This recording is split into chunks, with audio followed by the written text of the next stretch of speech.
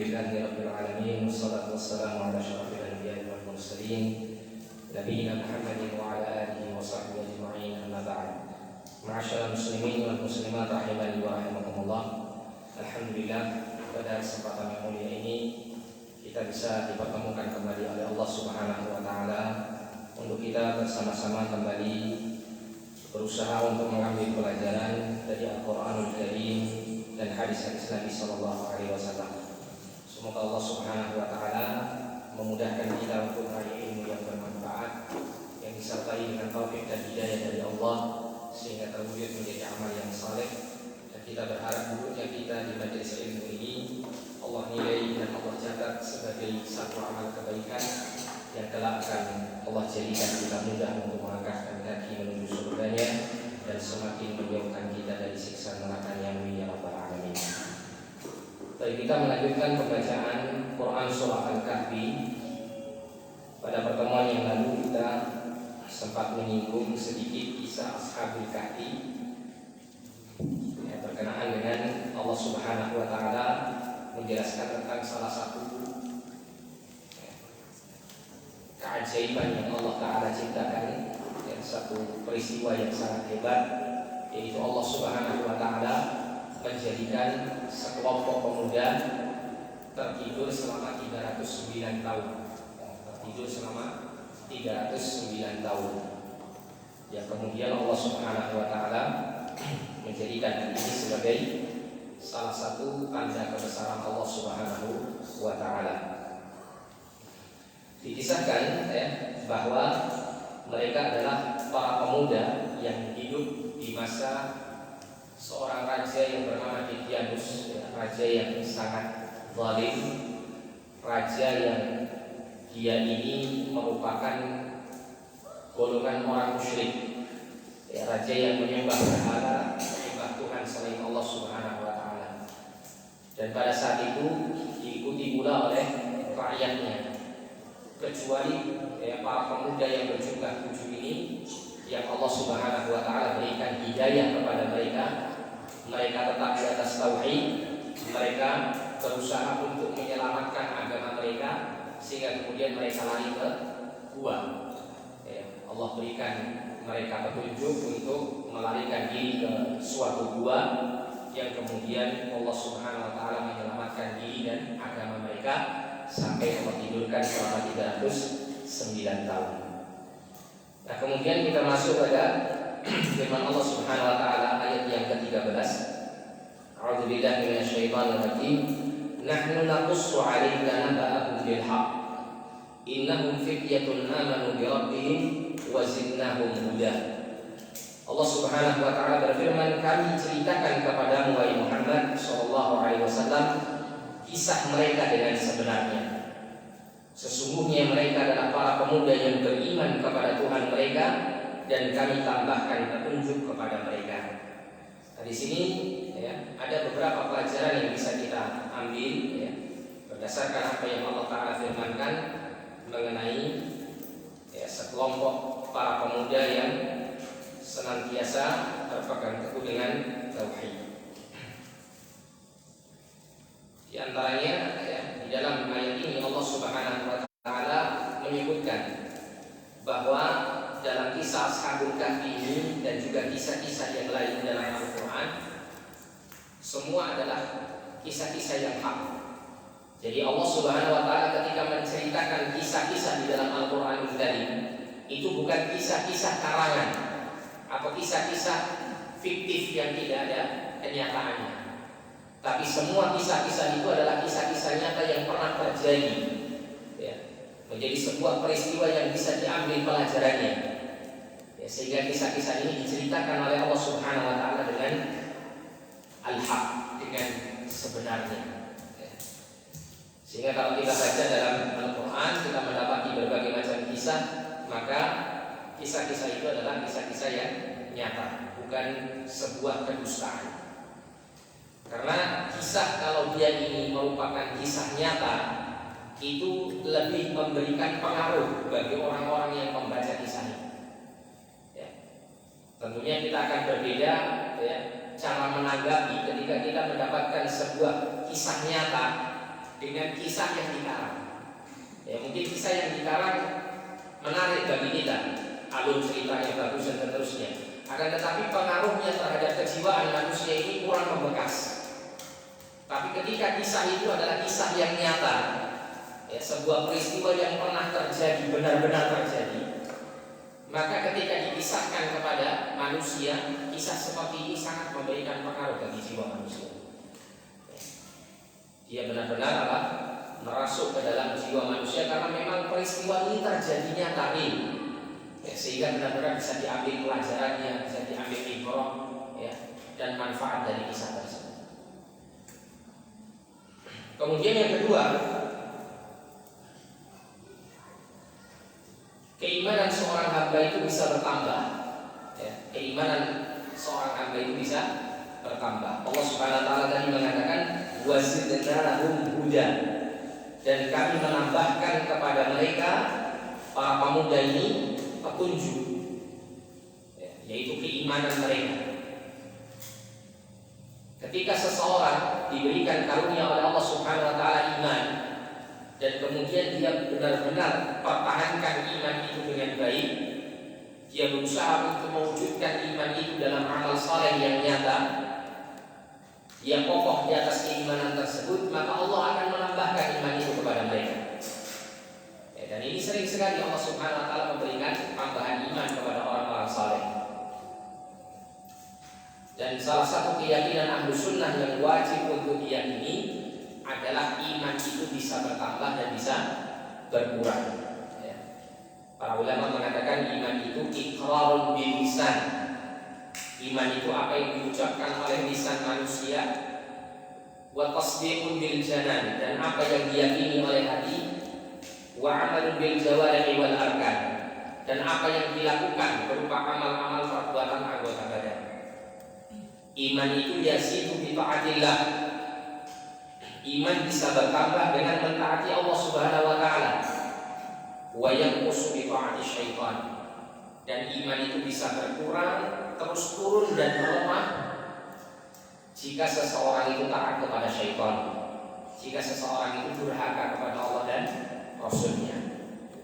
Maka menurut ahlu sunnah wal jamaah, keyakinan yang sesuai dengan Al-Quran dan hadis Nabi SAW, bahwa iman itu bisa bertambah dan bisa berkurang. Bertambah dengan mentaati Allah, bertambah dengan menambah ilmu pengetahuan agama, bertambah dengan ketakwaan kepada Allah Subhanahu wa taala dan ibadah. Dan iman itu bisa berkurang dengan banyak melakukan kemaksiatan, membiarkan diri dalam keadaan bodoh dalam urusan agamanya, dan kemudian dia melakukan tindakan-tindakan yang mendurhakai Allah Subhanahu wa taala. Kemudian keimanan seorang hamba itu bisa bertambah tentunya dengan adanya petunjuk dari Allah Subhanahu wa taala. Seseorang tidak bisa secara mandiri dia berusaha untuk menambah imannya, ya, jika Allah Subhanahu wa taala tidak memberikan petunjuk kepadanya. Ya, ketika seseorang itu dimudahkan oleh Allah Subhanahu wa taala untuk mentaatinya, maka disitulah Allah Subhanahu wa taala akan meningkatkan derajat iman. Sehingga seseorang dituntut untuk menaikkan kualitas imannya itu dengan dua cara. Yang pertama dengan cara dia minta kepada Allah Subhanahu wa taala. Ya, dia memohon kepada Allah Subhanahu wa taala untuk bisa meningkatkan imannya, untuk bisa menambahkan karunia iman dalam dirinya. Ya, karena seseorang itu tidak akan bisa dia secara mandiri untuk bisa meningkatkan iman. Apalagi faktor yang membuat seseorang itu kehilangan iman itu jauh lebih besar, ya, jauh lebih menggoda daripada faktor-faktor yang membuat seseorang itu meningkat keimanan. Seperti contoh, dalam diri manusia itu ada namanya faktor internal dan eksternal dalam menurunkan kadar iman. Faktor internal, faktor pada diri sendiri, Allah Subhanahu wa taala menjadikan bagian jiwa manusia itu ada jiwa yang namanya ammaratun bisu, jiwa yang suka untuk senantiasa membujuk dan merayu manusia untuk melakukan perbuatan-perbuatan buruk. Ini seperti yang disampaikan oleh Nabi Yusuf alaihissalam, ya, wa ma ubarri'u nafsi, dan aku tidak mengatakan diriku bisa terbebas dari kesalahan dan dosa. Inna nafsa la'ammaratun bisu, sesungguhnya jiwa manusia itu, ya, pada bagiannya terdapat jiwa yang suka dan terus-menerus mengajak untuk melakukan keburukan. Illa ma rahimah rabbi, kecuali yang dirahmati oleh Tuhanku. Kalimat illa ma rahimah rabbi, kecuali yang dirahmati oleh Allah Subhanahu wa taala, ini menunjukkan bahwa seseorang akan bisa selamat dari turunnya kadar iman, atau seseorang dia akan mendapatkan kadar iman yang tinggi itu apabila dirahmati oleh Allah Subhanahu wa taala. Oleh karena itu seseorang banyak-banyak berdoa, memperbanyak memohon kepada Allah Subhanahu wa taala agar iman itu senantiasa ditambahkan di dalam hati. Kemudian yang kedua, tentunya seorang hamba harus mujahadah, memiliki kesungguhan yang besar untuk bisa meningkatkan imannya. Tidak hanya dia minta pertolongan kepada Allah, tapi dia gunakan seluruh potensi yang dimiliki dalam dirinya ini untuk melakukan ketaatan, untuk melakukan amal saleh dan ibadah kepada Allah Subhanahu wa taala, serta menuntut ilmu agama. Yang mana dengan semua faktor-faktor ini dipenuhi, dia akan bisa meningkat imannya. Belum lagi faktor eksternal yang bisa membuat iman manusia itu menurun. Ya, bukan hanya jiwa manusia yang ada bagian kecenderungan kepada dosa dan kemaksiatan, tapi ada juga yang namanya unsur syaitan. Ya, baik syaitan dari kalangan manusia maupun syaitan dari kalangan jin. Yang kedua, golongan setan ini senantiasa suka membuat manusia untuk menurunkan kadar imannya. Mereka suka membisikkan, ya, perkataan-perkataan yang baik-baik, perkataan-perkataan yang indah dalam rangka membujuk manusia untuk melakukan kesesatan. Ya. Allah Subhanahu wa taala berfirman, "Wa kadzalika ja'alna likulli nabiyyin 'aduwan syayatinal insi wal jin yuhi ba'dhum ila ba'din zukhrufal qawli ghurura." Allah berfirman, "Wa kadzalika ja'alna likulli nabiyyin 'aduwan." Demikianlah kami telah menjadikan pada tiap-tiap nabi, tiap-tiap rasul itu musuh. Syayatin dan insi wal jin, musuh dari kalangan setan manusia maupun setan dari kalangan jin. Ya, setan yang tampak dan setan yang tidak tampak. Apa yang dilakukan setan-setan ini? Yuhi ba'duhum ila ba'din zukhrufal qawli ghurura. Mereka membisikkan kepada sebagian kawan-kawan mereka perkataan-perkataan yang indah, bujukan-bujukan, rayuan-rayuan yang, ya, melenakan. Ghurura dalam rangka untuk menipu dan memperdaya mereka. Nah, ini adalah gangguan syaitan yang membuat manusia kemudian turun imannya sehingga durhaka kepada Allah Subhanahu wa taala. Nah, sehingga penting sekali bagi seorang hamba untuk senantiasa memohon petunjuk kepada Allah Subhanahu wa taala, seperti yang dilakukan oleh para pemuda Ashabul Kahfi. Ya, ketika mereka pergi dan mendatangi gua, ya, mereka berdoa, Rabbana atina min ladunka rahmatan wa hayyi lana min amrina rasyada. Wahai Rabb kami, berikan kepada kami kasih sayang-Mu, rahmat-Mu, pertolongan-Mu yang berada dari sisi-Mu. Wa hayyi lana min amrina rasyada. Ya. Dan sempurnakan petunjuk yang lurus bagi kami dalam urusan kami. Coba kita bayangkan, ya, satu negara semuanya kafir kepada Allah SWT, semuanya menyekutukan Allah. Bahkan sang raja memaksa siapapun dari kalangan rakyatnya yang tidak, ya, menyekutukan Allah, dipaksa untuk menyekutukan Allah SWT. Ada 7 pemuda yang Allah Ta'ala berikan hidayah kepada mereka untuk tetap di atas tauhid, ya, tetap di atas mengisahkan Allah Subhanahu wa Ta'ala.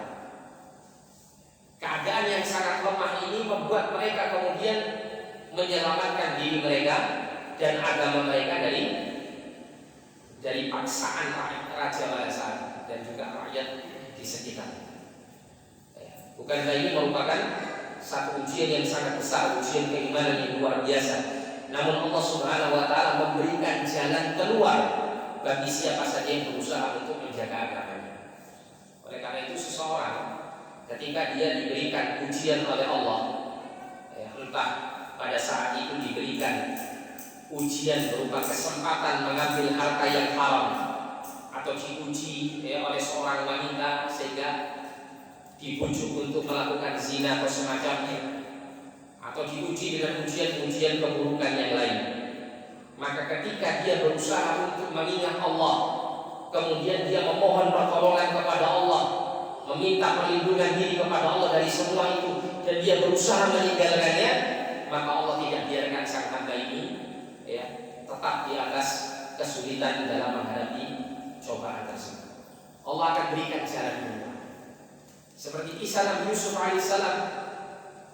Nabi Yusuf itu hampir terbujuk oleh rayuan istri Al-Aziz. Sampai di dalam Al-Quran Allah mengatakan dalam surah Yusuf, walaqad hammat bihi wa hamma biha. Sungguh si wanita itu sangat berkeinginan untuk melakukan perbuatan zina kepada Yusuf, dan Yusuf pun juga ada keinginan untuk melakukan ini. Laula an ra'a burhan rabbi. Kalau seandainya Yusuf tidak melihat burhan rabbi, keterangan sesuatu yang menjadi tanda dari Allah Subhanahu wa taala. Ini menunjukkan pentingnya seseorang berusaha untuk benar-benar mencurahkan semua potensi yang ada pada dirinya untuk meninggalkan dosa dan kemaksiatan. Seperti yang dilakukan oleh para pemuda-pemuda yang Allah Ta'ala lindungi mereka sampai Allah tidurkan mereka selama 309 tahun sebagai wujud penjagaan Allah kepada agama mereka. Kemudian selanjutnya,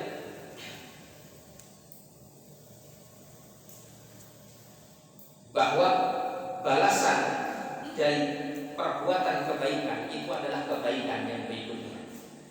Jadi seseorang kalau dia melakukan kebaikan, melakukan amal saleh, melakukan ketaatan, maka setelahnya Allah akan tambahkan ini kebaikan-kebaikan. Sehingga Allah Subhanahu wa taala akan sibukkan sang hamba itu dalam kebaikan-kebaikan ini. Kecuali jika sang hamba itu bosan dan kemudian meninggalkan kebaikan-kebaikan ini. Ini adalah balasan jazaa'ul ihsan, hal jazaa'ul ihsan illa al-ihsan, kata Allah SWT. Tidaklah balasan kebaikan itu kecuali adalah kebaikan pula.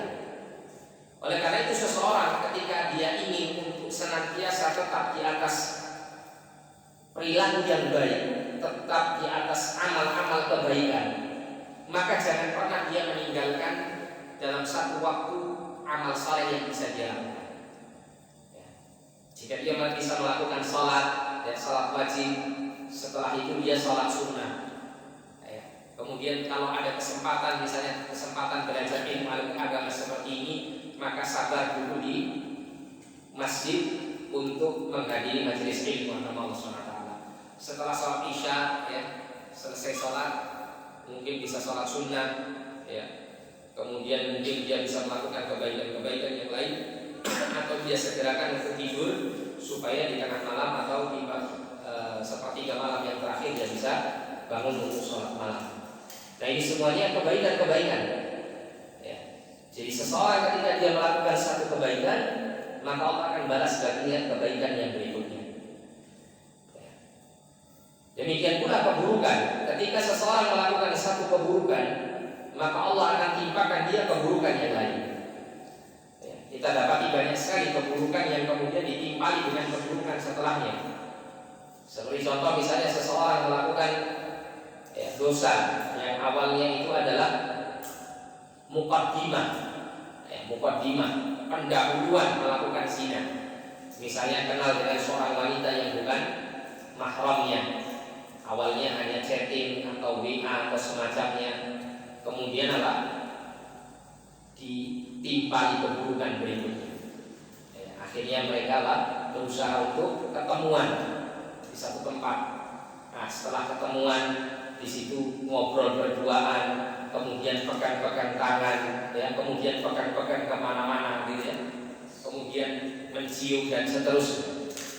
Nah, ini sudah masuk pada keburukan yang berikutnya. Kemudian biasanya keburukan seperti ini tidak berhenti sampai sini.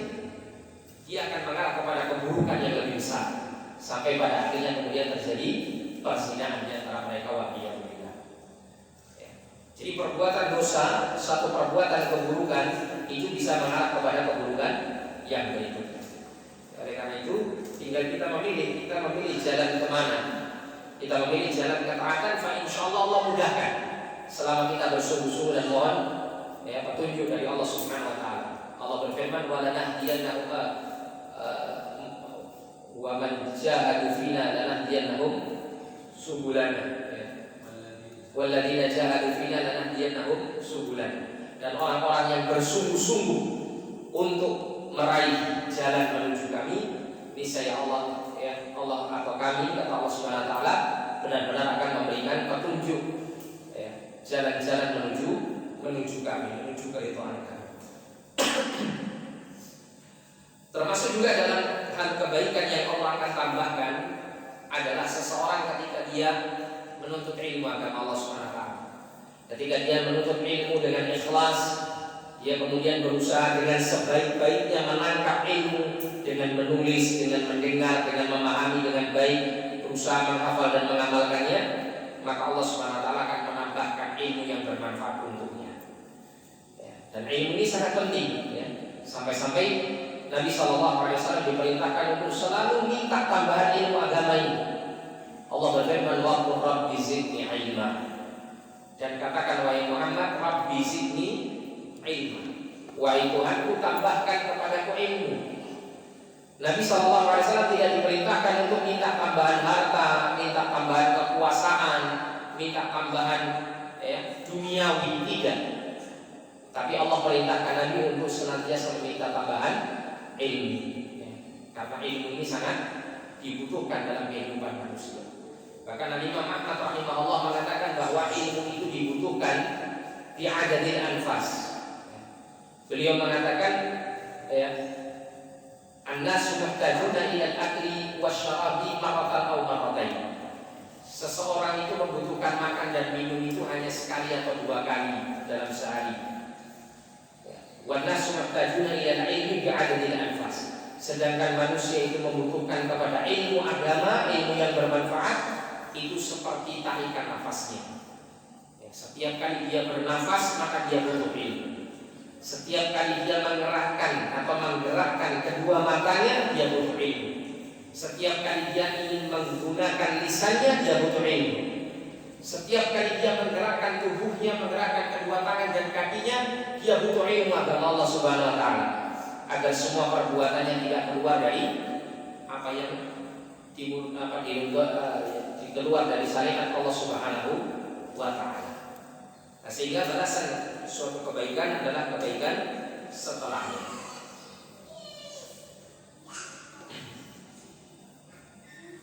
Kemudian Allah berfirman, "Warabatna 'ala qulubihim idqamu faqalu Rabbuna rabbus samawati wal ardi lan nad'u min dunihi ilahan laqad qulna idzan syatata."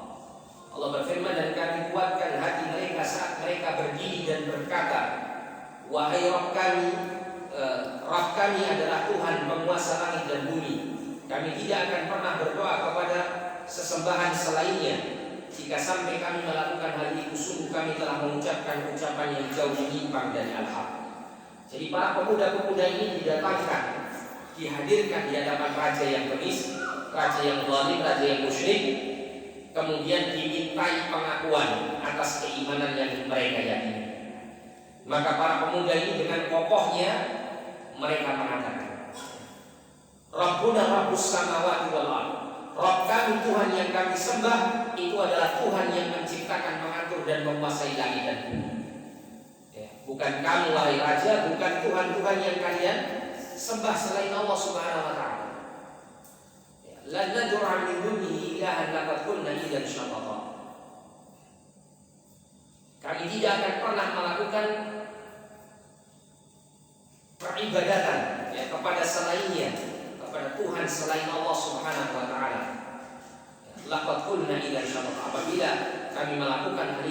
kami telah mengucapkan ucapan yang jauh menyimpang dari al-haq. Nah, di sini ada pelajaran yang besar bahwa Allah Subhanahu wa taala mengokohkan hati orang-orang beriman saat mereka kokoh di atas al-haq. Jadi ketika seorang beriman itu berusaha untuk tetap di atas imannya yang kuat, maka Allah semakin kuatkan dia. Terutama ketika dia menghadapi cobaan untuk menolong agama Allah Subhanahu wa taala. Allah berfirman, "In tansurullaha yansurkum wa yutsabbit aqdamakum." Apabila kalian itu menolong agama Allah Subhanahu wa taala, maka Allah akan menolong kalian dan akan memberikan kekokohan kedudukan kalian. Allah kokohkan. Seperti kisah yang mungkin pernah kita dengar, kisahnya Ashabul Ukhdud, kisah seorang pemuda di negeri Najran di Yaman, seorang pemuda yang pernah dipilih oleh seorang raja untuk menggantikan seorang penyihir. Kisah ini di dalam Quran surah Al-Buruj Allah ceritakan. Nanti mungkin ketika Anda baca atau pelajari tafsir juz amma di sini, nanti sampai pada surah Al-Buruj Anda akan mendapatkan kisah ini. Kisah ini diceritakan dinukil dari Nabi SAW, disebutkan dalam tafsir Mudaththir. Singkatnya, seorang pemuda yang dipilih untuk menggantikan seorang penyihir yang sudah tua. Kemudian si pemuda ini dalam perjalanan yang menuju si penyihir, dia selalu mampir di majelisnya seorang alim. Kemudian dia belajar ilmu agama, sampai pada akhirnya kemudian dia diberikan hidayah oleh Allah Subhanahu wa taala dan diberikan karamah. Doa si pemuda ini senantiasa dikabulkan oleh Allah Subhanahu wa taala. Sampai pada akhirnya banyak orang datang minta doa kesembuhan. Kemudian sang pemuda mengatakan bahwa yang memberikan kesembuhan adalah Allah Subhanahu wa taala. Nah, setelah didoakan orang yang buta kemudian diberikan kesembuhan oleh Allah, orang yang lepra, orang yang kulitnya terdapat kusta atau semacamnya penyakit-penyakit yang berat itu disembuhkan dengan izin Allah Subhanahu wa taala melalui doa si pemuda. Sampai pada akhirnya si pemuda ini didatangkan di hadapan sang raja, kemudian dimintai keterangan apa yang kau serukan kepada manusia. Maka si pemuda ini menyatakan bahwa aku menyerukan mereka untuk beribadah hanya kepada Allah, Tuhanku dan Tuhan kamu. Maka kemudian sang raja benci, karena sang raja ini adalah raja musyrikin, raja yang tergolong orang-orang musyrik. Sampai kemudian dilemparkan dari gunung tidak bisa, kemudian ditenggelamkan di dalam lautan pun juga tidak bisa. Dengan izin Allah, Allah menyelamatkan dia. Sampai pada akhirnya kemudian si pemuda mengatakan kepada sang raja, kalau kamu mau membunuhku, maka kumpulkan semua rakyatmu, kumpulkan semua rakyat, kemudian ikat aku di atas pohon. Kemudian setelah itu panahlah dengan mengatakan Bismillahirrahmanirrahim, dengan menyebut nama Allah Tuhannya si anak pemuda ini atau si remaja ini. Maka kemudian dilakukan oleh sang raja ini. Sampai pada akhirnya kemudian meninggal dunia si pemuda. Dengan meninggalnya si pemuda, semua rakyat pada saat itu kemudian mentauhidkan Allah Subhanahu wa taala. Mereka dengan suara yang lantang mengatakan amanna bi rabbil gulam, kami beriman kepada Rabbnya si pemuda. Sampai kemudian diceritakan, kemudian sang raja murka dan membuat parit yang besar, lubang yang sangat besar yang kemudian dipenuhi dengan api yang sangat menggelegar.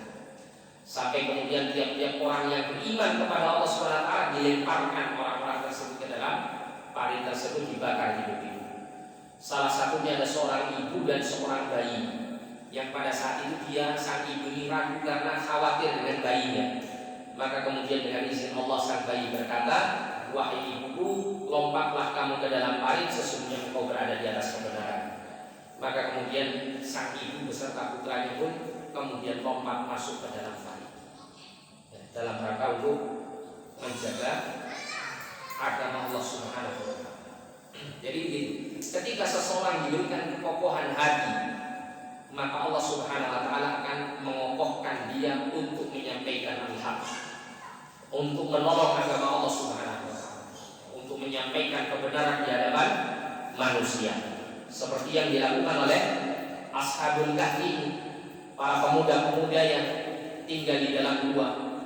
Mereka dengan kokohnya, dengan beraninya menyampaikan kalimat la ilaha illallah di depan raja yang bengis. Yang mana mereka tidak memperdulikan apa yang akan terjadi pada diri mereka, siksaan apa yang akan dirasakan oleh mereka. Namun walillahil hamd, ya, Allah Subhanahu wa taala kemudian memberikan keselamatan kepada para pemuda ini. Belum sampai ditangkap, belum sampai disiksa, Allah berikan ilham kepada mereka untuk meninggalkan negerinya menuju kepada sebuah gua yang kemudian Allah Subhanahu wa taala lindungi mereka di dalam gua tersebut.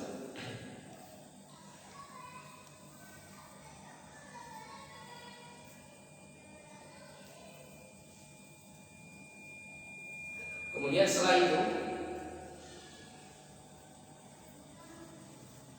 di dalam ayat ini, ya, Allah Subhanahu wa taala menjelaskan tentang keterkaitan antara tauhid rububiyah dengan tauhid uluhiyah. Apa yang dimaksud dengan tauhid rububiyah? Tauhid rububiyah itu maksudnya adalah mengesahkan Allah Subhanahu wa taala di dalam semua sifat, di dalam semua perbuatan-perbuatan yang hanya menjadi kekhususan Allah berbuat. Sebagai contoh, hanya Allah satu-satunya Tuhan yang menciptakan segala makhluknya. Tidak ada satupun makhluk yang bisa menciptakan sesuatu atau menciptakan diri mereka sendiri, seperti halnya Allah menciptakan mereka. Adapun kalau manusia itu menciptakan sesuatu, itu namanya bukan benar-benar menciptakan. Kalau Allah menciptakan sesuatu itu dari ketiadaan menjadi ada. Bahan bakunya Allah yang ciptakan. Yang sebelumnya bahan bakunya tidak ada, kemudian Allah adakan. Itu adalah bagaimana Allah menciptakan makhluk. Tapi kalau manusia ketika menciptakan sesuatu, itu hanya mengubah suatu bahan menjadi sebuah benda yang baru. Seperti contoh misalnya seseorang bikin meja, menciptakan meja. Maka seseorang itu mengumpulkan semua bahan baku yang sudah ada. Ada kayu, kemudian lentur atau kemudian apa lagi? Ya macam-macam yang semua yang berkaitan dengan kebutuhan untuk membuat meja. Maka seseorang itu kemudian menyusun semua bahan-bahan tersebut sehingga ya sedemikian rupa dia buat menjadi sebuah meja yang bagus. Ini namanya bukan menciptakan secara hakiki, tapi dia hanya sekedar mengolah bahan, mengolah material ya atau materi-materi yang kemudian diubah menjadi sesuatu yang berwujud yang baru. Itu yang dilakukan oleh manusia. Tapi kalau Allah Subhanahu wa taala menciptakan segala sesuatu yang sebelumnya tidak ada menjadi ada.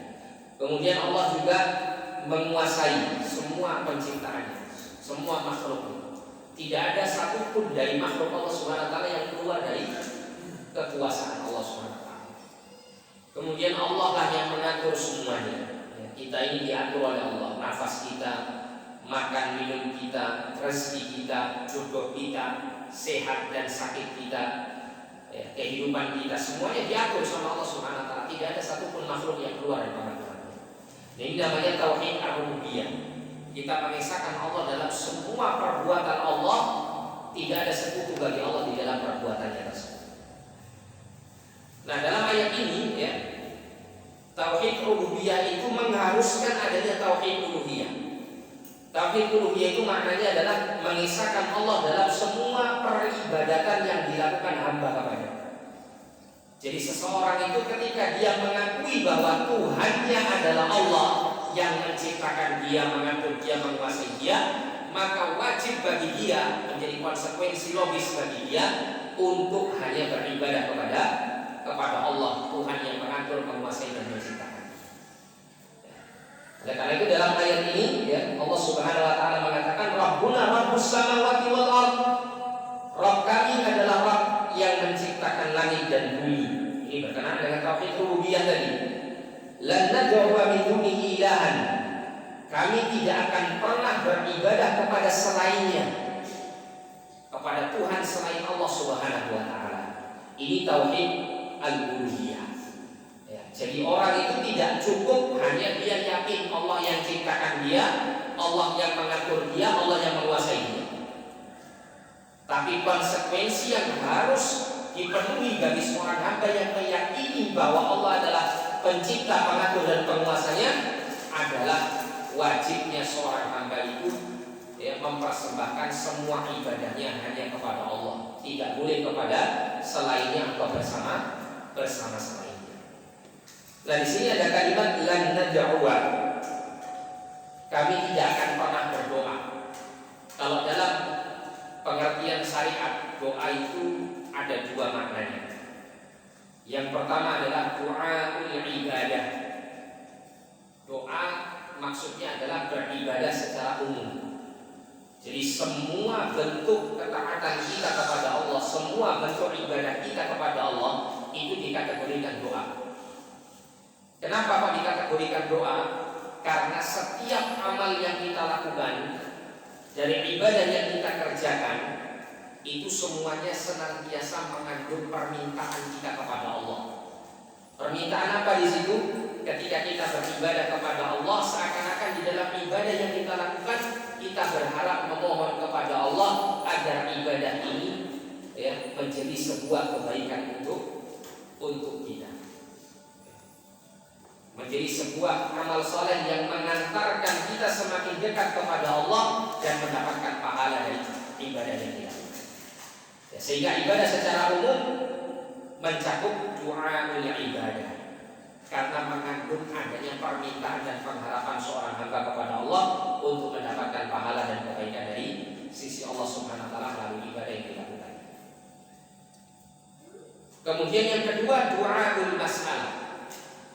Doa yang bersifat permintaan. Jadi seseorang ketika dia berdoa ya, memohon kepada Allah untuk dipenuhinya segala hajat keperluannya dunia dan akhirat, maka ini namanya doaul masalah ya, berdoa yang sifatnya adalah memohon kepada Allah Subhanahu wa taala. Nah, dua jenis doa ini, doaul ibadah maupun doaul masalah, wajib hanya dipersembahkan kepada Allah Subhanahu wa taala. Oleh karena itu disebutkan di sini oleh para pemuda Al-Kahfi, lan nad'u min dunihi ilahan. Kami tidak akan berdoa kepada selainnya dari Tuhan yang selain Allah Subhanahu wa taala. Maksudnya adalah doa yang sifatnya ibadah maupun doa yang sifatnya permintaan. Kemudian selanjutnya Allah mengatakan haulai qaumun takhadhu min dunihi alihah laula yakuna 'alaihim bisultanin bayyin faman adlamu mimman iftara 'ala Allahi kadiba. Allah mengatakan mereka itu kaum yang kami telah menjadikan Tuhan-Tuhan untuk disembah selain Dia. Mengapa mereka tidak mengemukakan alasan yang jelas tentang kepercayaan mereka? Maka siapakah yang lebih zalim daripada orang yang mengadakan kebohongan kepada Allah Subhanahu wa taala. Jadi di dalam ayat ini Allah Subhanahu wa taala menjelaskan ya, tentang kaum yang dihadapi oleh Ashabul Kahfi. Mereka adalah orang-orang yang menjadikan Tuhan-Tuhan yang disembah selain Allah Subhanahu wa taala. Mereka adalah kaum musyrikin. Dan Allah Subhanahu wa taala menyatakan laula yatuna 'alaihim bisultanin bayyin. Jadi mengapa mereka tidak mengemukakan alasan yang jelas tentang kepercayaan mereka? Ya. Faman adlamu mimman iftara 'ala Allahi kadiba. Kemudian siapakah yang lebih zalim daripada orang yang mengadakan kebohongan kepada Allah Subhanahu wa taala. Jadi intinya begini, kesyirikan apapun jenisnya itu tidak ada satupun dalil, tidak ada satupun petunjuk dari Allah Subhanahu wa taala yang membenarkan dan menyatakan bahwa kesyirikan itu adalah sesuatu yang menjadi perintah Allah Subhanahu wa taala. Tidak ada satupun dalil. Ya. Oleh karena itu kalau seandainya ada orang yang ingin melegalkan kesyirikannya dengan sebuah ayat atau sebuah hadis, maka ketahuilah bahwasanya dia telah memelintir ayat dan hadis tersebut. Karena tidak ada satupun dalil Al-Quran maupun hadis Nabi SAW yang sahih yang mendukung kesyirikan sama sekali. Bahkan Allah Subhanahu Wa Taala mengatakan, "Faman adzlamu mimman iftara 'ala Allahi kadziban." Maka siapakah orang yang lebih zalim, lebih aniaya daripada orang yang membuat-buat kebohongan di hadapan Allah Subhanahu Wa Taala? Maknanya apa? Kesyirikan yang mereka bangun itu di atas prasangka dan kebohongan yang di atas namakan atas Allah Subhanahu Wa Taala. Dan ini adalah kezaliman yang paling besar. Kezaliman yang paling besar. Ketika seseorang itu menyatakan dengan dusta bahwa Allah itu memiliki anak, bahwa Allah Subhanahu Wa Taala itu memiliki putri-putri dari kalangan para malaikat, bahwa Allah Subhanahu Wa Taala itu memiliki sekutu-sekutu selainnya sebagai perantara-perantara ibadahnya hamba kepadanya, maka ini semuanya adalah kedustaan.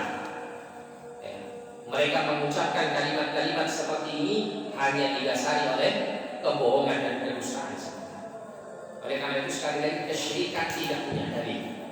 Syirik itu tidak punya dalil. Kalau ada orang yang mengatakan untuk mendukung kesyirikannya dengan membawakan ayat Al-Quran atau hadis Nabi SAW, yakinlah bahwa dia telah memelintir ayat atau hadis Nabi SAW tersebut keluar dari pemahaman yang sebenarnya. Nah, ini adalah apa yang dikabarkan oleh Allah atau dikisahkan oleh Allah tentang kaitannya dengan keteguhan Ashabul Kahfi dalam menyuarakan al-haq, dalam menyuarakan kebenaran di hadapan semua hamba-hamba. Dan perlu untuk kita ketahui bahwasanya segala sesuatu yang tampaknya adalah sesuatu yang memudaratkan kita, kalau Allah tidak menghendaki bahwa itu akan menjadi mudarat bagi kita, maka tidak akan pernah menimpa sedikit pun kemudaratan tersebut. Sebagaimana yang dilakukan oleh Ashabul Kahfi, mereka hanya berjumlah 7 orang dari kalangan para pemuda menyerukan kalimat Rabbuna Rabbus Samawati wal Ardh lan nad'u min dunihi ilaha. Mereka serukan bahwa Tuhan kami adalah Tuhan pencipta langit dan bumi, kami tidak akan menyembah kepada selainnya. Kalimat yang sangat dimurkai, sangat dibenci, sangat tidak disukai oleh raja dan rakyat pada saat itu. Tentunya mereka akan sangat menginginkan 7 pemuda ini untuk dibinasakan karena penyimpangan mereka menurut mereka di tengah-tengah mereka atas kesyirikan yang sudah mereka yakini. Akan tetapi ketika Allah menghendaki mereka selamat, tidak mendapatkan mara bahaya apapun dari raja maupun rakyat pada saat itu, maka Allah Subhanahu Wa Taala selamatkan mereka. Tidak ada sedikit pun mara bahaya yang dirasakan oleh mereka. Ini menunjukkan pentingnya kita berani untuk menyampaikan kebenaran dan kemudian kita bertawakal kepada Allah Subhanahu Wa Taala. Kita mohon kepada Allah perlindungan. Jangan sampai kemudian karena sebab kita takut dengan sesuatu, kemudian kita tidak menyampaikan kebenaran itu kepada yang lainnya. Karena perlu kita yakini bahwa segala mara bahaya, segala sesuatu yang menakutkan, mengancam keamanan nyawa dan jiwa, itu semuanya adalah di tangan Allah Subhanahu Wa Taala. Seperti yang dilakukan para Ashabul Kahfi sampai kemudian Allah menyelamatkan mereka dan agama mereka. Allah tidurkan sampai 309 tahun sampai kemudian Allah jadikan sebagai salah satu peristiwa yang menakjubkan yang kemudian menjadi ibrah bagi orang-orang yang hidup setelahnya. Baik, Allah wa'ala bishawab. Insyaallah untuk selanjutnya dari kisah Ashabul Kahfi ini kita akan baca pada pertemuan yang akan datang biidznillah taala. Kita cukupkan sampai di sini. Kita tutup dengan doa kafaratul majelis. Subhanakallahumma wa bihamdika asyhadu an la ilaha illa anta astaghfiruka wa atubu ilaik. Wa sallallahu ala nabiyyina Muhammadin wa ala alihi wa sahbihi wasallam. Wa akhiru da'wana alhamdulillahi rabbil alamin. Wa lakum assalamu alaikum warahmatullahi wabarakatuh.